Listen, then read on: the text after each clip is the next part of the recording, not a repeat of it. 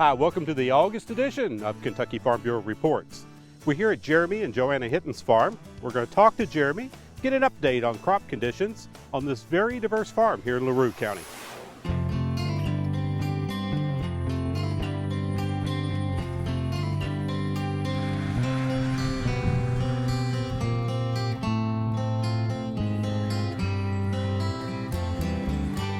Our main crops are apples and peaches, pumpkins, strawberries, a variety of vegetables, and we also grow some burley tobacco and soybeans. Overall, the crop conditions have been very good this year. Tobacco is probably the one crop that's hurt the most from the excess rain we had the week of 4th of July. In this area, the corn soybeans, early soybeans, are exceptionally good. Double crop beans are a little late going in, but I think that's the case all over the state.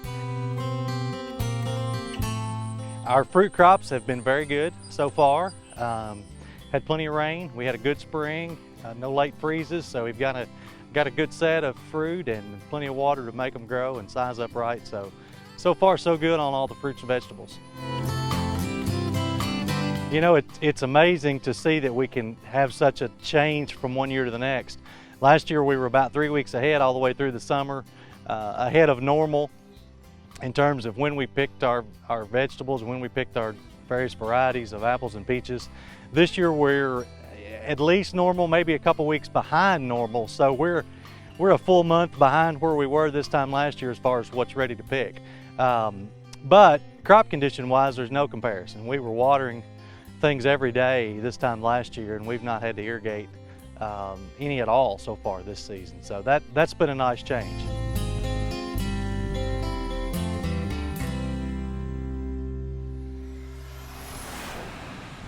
July was Policy Development Month for Kentucky Farm Bureau. In all, 11 policy development meetings like this one in Oldham County were held throughout the month. A couple of really big things that we have to keep in mind is our property tax rate and our exemptions. The meetings are held to encourage Farm Bureau members to take an active role in developing policy and to stimulate conversation about agricultural issues. I think it's just good to get folks together to talk about some of these farm issues, farm bill, a lot of things going on, and so I think it's good to get us to sit down and talk about some of the important issues.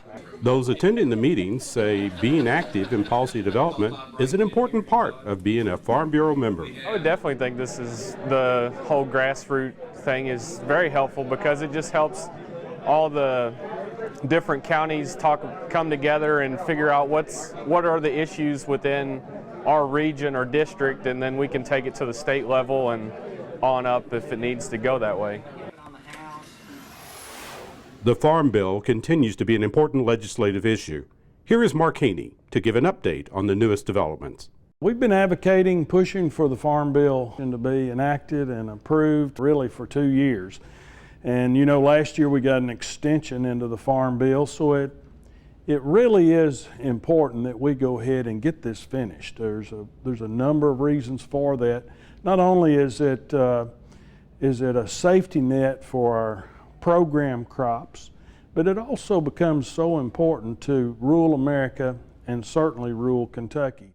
American Farm Bureau took a position to oppose actually the splitting of the nutrition bill and the farm bill. There was 2 things that we had to have before we could not oppose the splitting of it, those 2 bills. One was if they were going to repeal the permanent law which was put in place in 1938, 1949, it had to be replaced with something that gave us permanent structure going forward, a base, so to speak, to go back to, like the 2013 Farm Bill.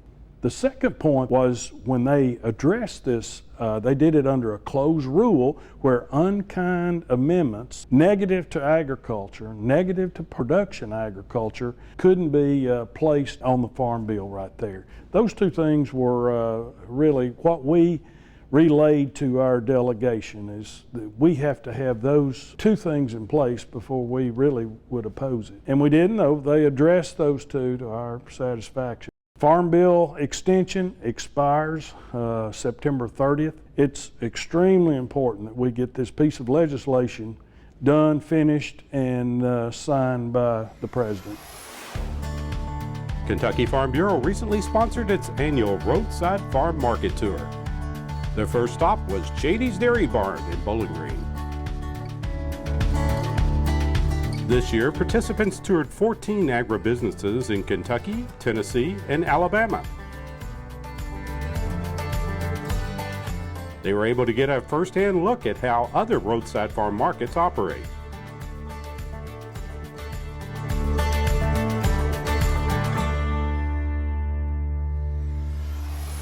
The Young Farmers Summer Outing was held in Hopkinsville.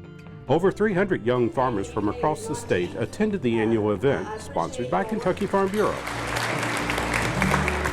The outing gives young farmers the opportunity to discuss topics ranging from farm technology to global trade and labor issues. Well, this is Kentucky Farm Bureau's annual Young Farmer Summer Outing, and we're just so pleased with the turnout. A wonderful crowd of young people throughout Kentucky here in Hopkinsville for this year's activities. This morning they're here visiting and discussing policy topics, so make sure that they can offer suggestions to help focus Farm Bureau's policies in directions that's important to them in the future of Kentucky agriculture. The outing also gives the attendees a break from the busy summer season and a chance to get reacquainted with some old friends. I believe that young farmer outings and other Farm Bureau events are very important because like these, there's a lot of youth here. It is kind of younger centered. And I believe that it's important for us to prepare the youth because they're the ones that are going to be leading the agriculture industry in years to come, and they're the ones that are going to have to take on the roles of the farmers today. But the outing isn't all business and no play. Those attending also took several fun tours around the area, including a trip to several agribusinesses and markets. The day ended with a trip to the Grand Ole Opry. District 5. Kentucky Farm Bureau has been sponsoring a summer outing for the young farm families since 1990.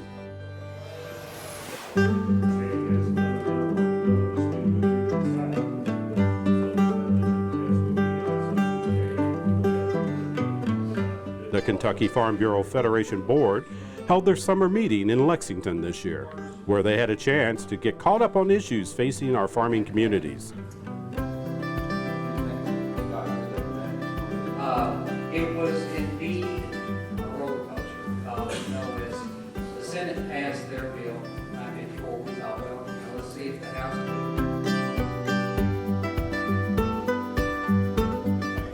could. Later, they had the opportunity to visit a couple of agri-science businesses.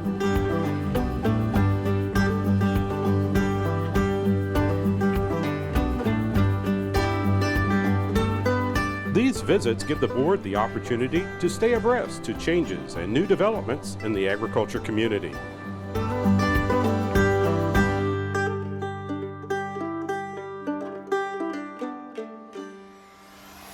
Pro Security and Fire has been a member benefit partner with Kentucky Farm Bureau for the past 10 years. The family-owned business in Bowling Green can service every county in the state. Any member may receive an installed security system at no charge with credit approval and a 36-month monitoring agreement. For more information about this and any other member benefit, visit kyfb.com. Now here's our calendar of coming events. September the 30th is the deadline for receipt of County Awards of Excellence. Farm Safety and Health Week is September the 15th through the 21st. And yes, very soon you'll be able to see Freddie Farm Bureau and many of your other Farm Bureau family friends at the Kentucky State Fair. The annual Gospel Quartet Contest is just one of the attractions that takes place during Farm Bureau Day at the fair, August 22nd. As always, Farm Bureau Day will be kicked off with the annual Country Ham Breakfast and Charity Auction. This year will mark the 50th year for the breakfast. Well, that's it for this edition of Kentucky Farm Bureau Reports. We'd like to thank Jeremy and Joanna Hinton for letting us visit, and I hope the crop conditions in your area are looking good. See you next time.